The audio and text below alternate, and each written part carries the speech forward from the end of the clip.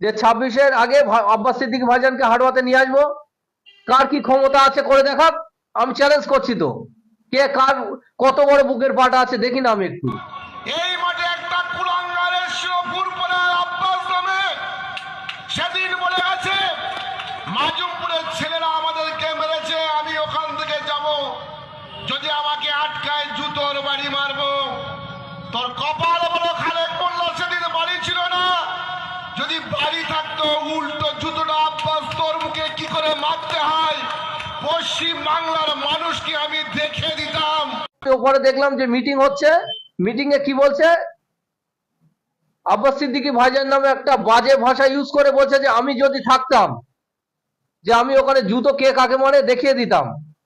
তাকে আমি বলছি আজকে ওপেন আপনাকে বলছি যে হাড়োয়াতে আব্বাস সিদ্দিকী ভাইজানকে নিয়ে ওয়াকআপ নিয়ে আমি মিটিং করব, ওয়াকআপ বিরোধী আন্দোলন এবং এসআইআর বিরোধী আন্দোলন নিয়ে আমি মিটিং করব। আপনার বলছি আব্বাস সিদ্দিকী ভাইজান আসবে, আপনার যদি ক্ষমতা থাকে আপনি যেটা বলেছেন আপনি করে দেখাবেন, আপনার সঙ্গে চ্যালেঞ্জ থাকলো আমার।